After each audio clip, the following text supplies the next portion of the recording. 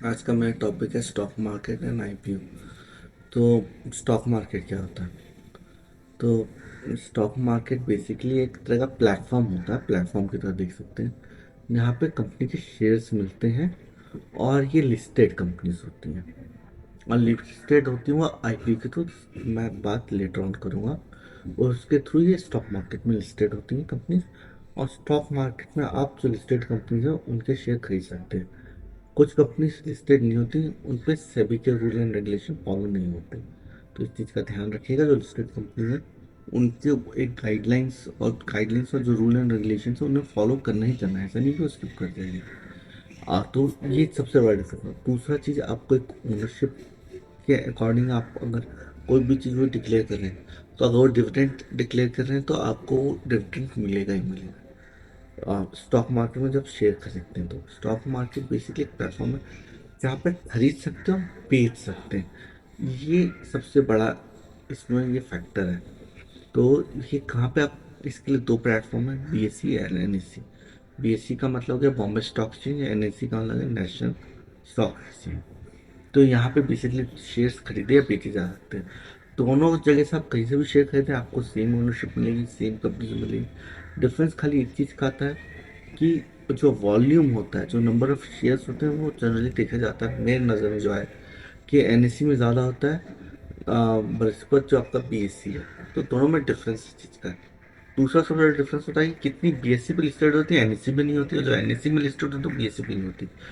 तो for example आपका जो बीएससी का शेयर्स है वो एनएससी पे लिस्टेड है, बीएससी पे लिस्टेड नहीं है। तो वो भी एक एग्जांपल के रूप में मैंने लिया।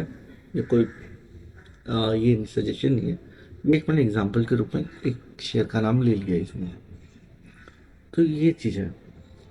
और इसमें कहीं पे भी जो मेरे अंडरस्टैंडिंग में फंडामेंटल्स तो कंपनी के काम करते हैं, लेकिन उससे बड़ा शेयर मार्केट में क्या इन्फ्लुएंस करता है, लोगों का व्यू कैसा है, वो बेरिश है कि बुलिश है। अब इसका फंडामेंटल बेसिक तो होता ही होता है, लेकिन जो शेयर के भाव होते हैं वो इन दोनों चीज सेंटिमेंट से बहुत ज़्यादा डिफर करते हैं। मान लीजिए 1 रुपए की चीज़ 100 रुपये भी मिलेगी जब बुलिश होंगे, और एक 10 रुपए की चीज़ आपको 1 रुपये में मिलेगी जब बेरिश होंगे। ये ट्रेंड होते हैं जो आपको समझ नहीं होगा। तो ये आपका एक हो गया कि जो आपके ट्रेंड चल रहे हैं इससे इफेक्ट होता है। तो एक इसमें साइकोलॉजिकल मानसिकता जो चल रही है लोगों की मार्केट में, वो एक वैल्यू डिसाइड करती है। और वैल्यू इस चीज़ पे खाली डिसाइड नहीं होती कि कंपनी कितना अच्छा कर रही है, इस पर भी डिसाइड करती है कि लोग उसका फ्यूचर कैसे देख रहे हैं, लोग उस पर कितना ये देख रहे हैं कि कितना मल्टीपैगर बन सकता है, कि वो कितना बुलिश है। और हर किसी की एक जैसी सोच होती है, ये सबसे इसकी सब बड़ी खूबसूरती है। तो यही इस मार्केट को सबसे बड़ा खूबसूरत बनाता है कि किसी भी का एक ओपिनियन नहीं है, और एक ओपिनियन ना होने के कारण हमेशा मार्केट ऊपर नीचे होता रहेगा। और इसी इनएफिशिएंसी का आप फायदा उठा के अपना पैसा बनाते हैं या अपनी इन्वेस्टमेंट करते हैं। ये चीज़ आप समझ गए तो वेल एंड गुड। अब इसमें तो ये चलो, तो ये स्टॉक मार्केट प्लेस समझ में आ गया। अब इसमें जो ये है, अब मान लीजिए इसका एक सिंपल सा एग्जांपल और लेता हूँ स्टॉक मार्केट का, कि आमतौर पे हम सब जो भी घर चला रहे हैं वो सब्जी मंडी जाते जाते हैं। तो सब्जी मंडी जाते हैं तो जो सब्जी खरीद के लेकर आ रहा है वो उगा नहीं रहा है। तो ना उसको उगाने वाली की कीमत से मतलब है और ना खरीदने वाली की जेब से मतलब, उसको अपना इससे मतलब है कि वो कितने में लेके अपना प्रॉफिट कितना देख रहा है और बेच रहा है। एक रफ आइडिया दे रहा हूँ। वैसे ही आपका जो स्टॉक मार्केट में जिसके पास शेयर है उसको उसके फंडामेंटल से ज़्यादा जो भी इंटरडे ट्रेडिंग होती है और जो शॉर्ट टर्म ट्रेड्स होते हैं उनको उनके फ्यूचर ट्रेंड से कोई मतलब नहीं, फ्यूचर में कितना ही अच्छा कर ले, लाख गुना अच्छा।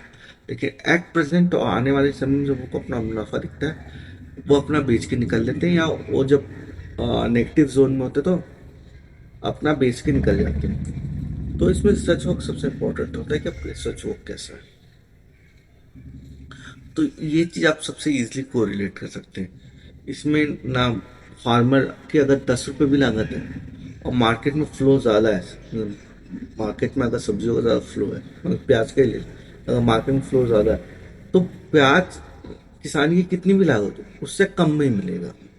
और अगर मार्केट में फ्लो कम है तो मार्केट में प्याज की कीमत कितनी ही कम क्यों ना हो मार्केट फार्मर के लिए क्यों, क्योंकि उसको दाम उससे लाख गुना ज़्यादा मिलता है।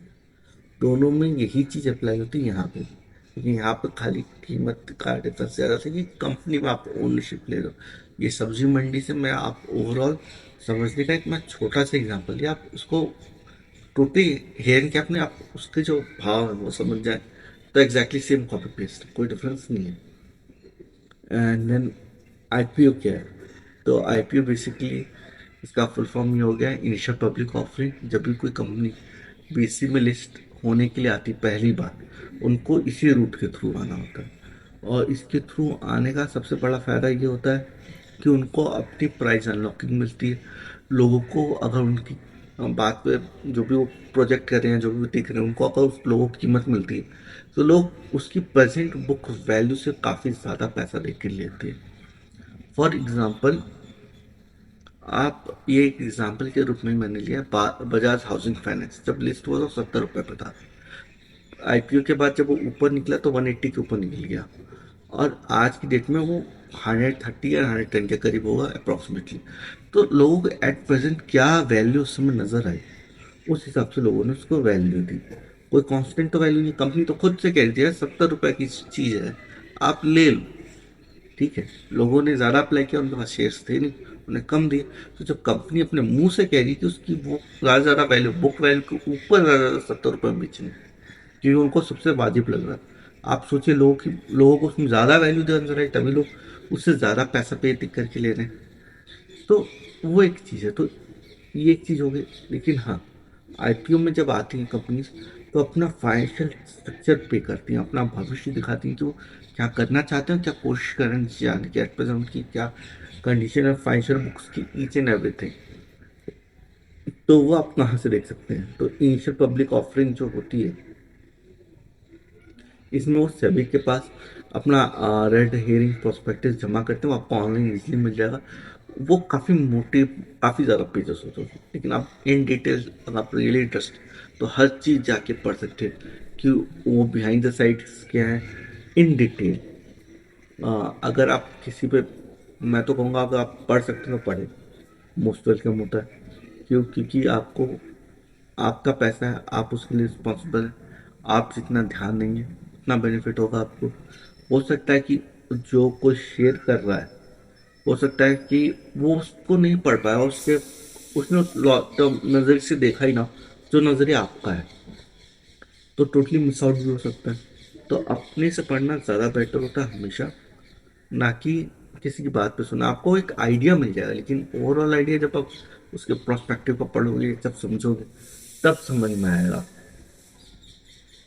और जनरली लोग आईपीओ में दो तरह से इन्वेस्ट करते हैं, एक लॉन्ग टर्म के लिए, एक शॉर्ट टर्म के लिए, और एक इमीडिएट शॉर्ट टर्म। जैसे वो लिस्ट होगा वो अपने जो भी उसको गेंस मिलता है वो बेचते निकल जाते हैं। तो आप कभी अप्लाई कर रहे हैं तो आपको अपना किस चीज़ और किस चीज़ के लिए अप्लाई कर रहे हैं, आप किस तरह के इन्वेस्टर उसको समझ के अप्लाई करें। दैट इज इट आज के वीडियो के लिए।